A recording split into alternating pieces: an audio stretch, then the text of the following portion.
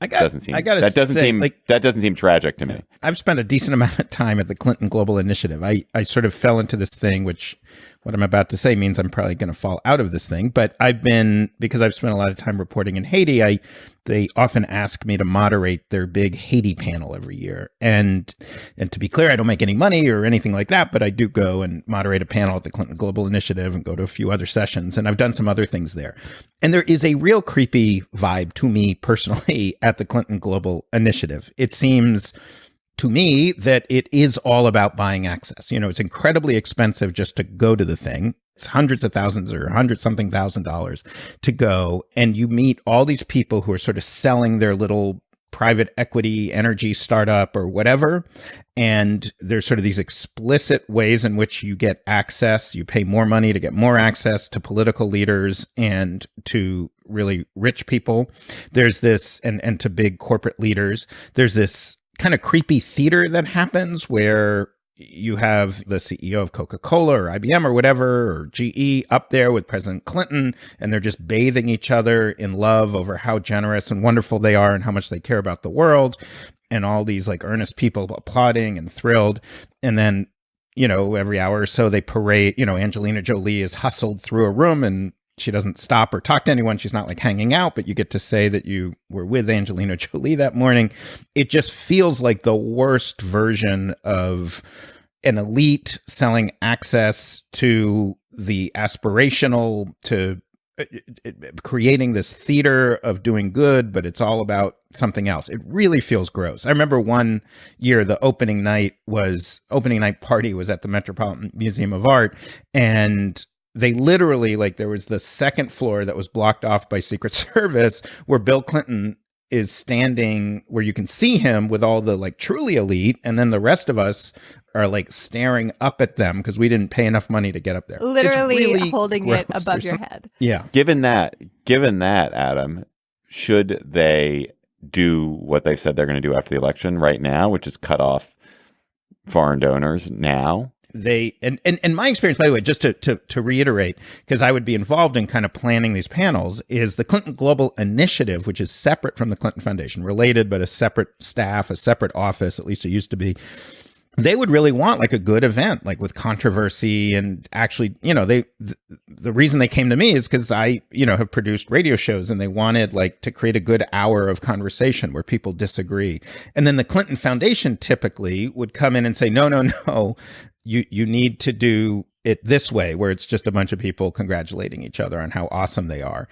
And here's a head of state of a foreign government who needs to be on that panel, even though they have literally nothing to say, but we promised him a slot. Yes, it's disgusting. If you are planning for 12 years to run for president, or 16 years, whatever it is, don't set up a foundation where you're beholden to scumbags from other countries.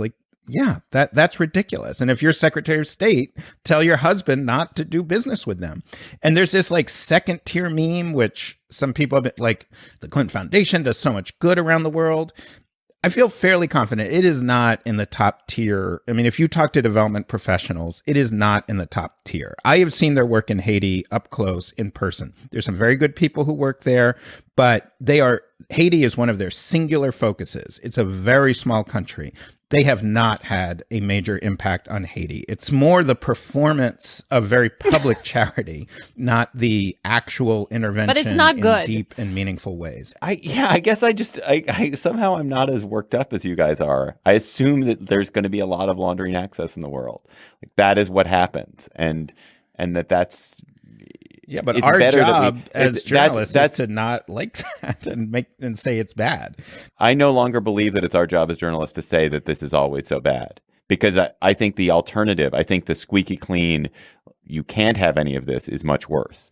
I think that But your usual defense of this is within government. It's to hark back nostalgically to the days of, favor trading and earmarks and people making deals in smoke-filled rooms within the context of the political system. This is like a creature from another planet coming in, right? Where the analogy to corporate boards is the right one. You have a different sector of the social structure influencing what's happening in government, and the potential for and the appearance of Hillary Clinton using her position as Secretary of State to make something happen in Haiti, which may have, according to Adam, kind of minimal value, but is getting a lot more attention and hype and love than it really deserves. And there's a blending of government and foundation work. And I think that absolutely should give us pause. And we've had the Obama administration that had, at least as far as I can tell, a cleaner approach to all of this. And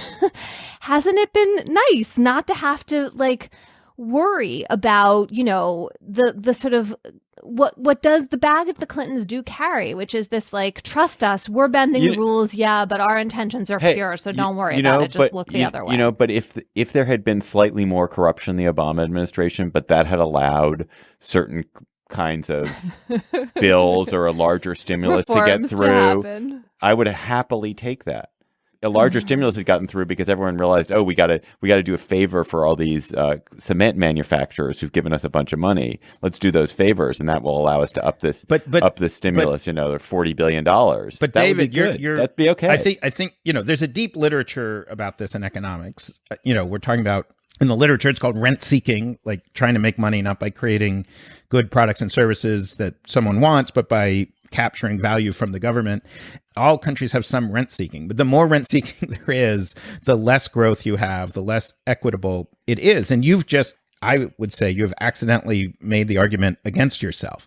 Because if you talk about the stimulus... that happens a lot on the show, actually. Yes, it happens. Go ahead. And in private conversation as well, I've noticed. No, I find you a stimulating companion in conversation. But if you talk about the stimulus in particular, it was a mediocre stimulus because there was too much rent seeking in it. What we wanted was quick, sharp money flowing very quickly to people who could spend it. And we wanted more than 800 billion. We wanted 1.5 trillion, something like that.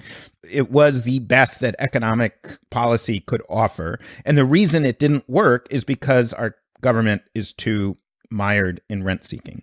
Rent seeking encompasses things that are legal and illegal. So it's not an exact analog to corruption, but we can call it effectively corruption. And I would argue that one of the core challenges we face right this minute as a country, not this new crisis created by Trump, but the crisis that would have existed if an actual reasonable, competent Republican was running, is the complete transformation of our economy into a rent-seeking financial system in which, and this is, I sound like a radical person, but this is mainstream Republican views among economists anyway, that one of the main drivers of economic activity in our country is Wall Street and finance and insurance capturing interest, capturing influence in Washington, and making money not by creating good products and services that allocate capital in a good, low-risk way, but the opposite, by preventing economic activity from happening in other parts of the economy, increasing risk, but increasing their own personal benefit.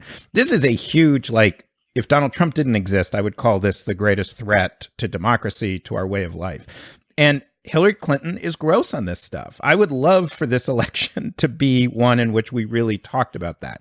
I mean, obviously, I fully support Hillary Clinton. I can't wait to vote for her. If I had time, I'd go move to Missouri or Ohio or somewhere so my vote could actually count.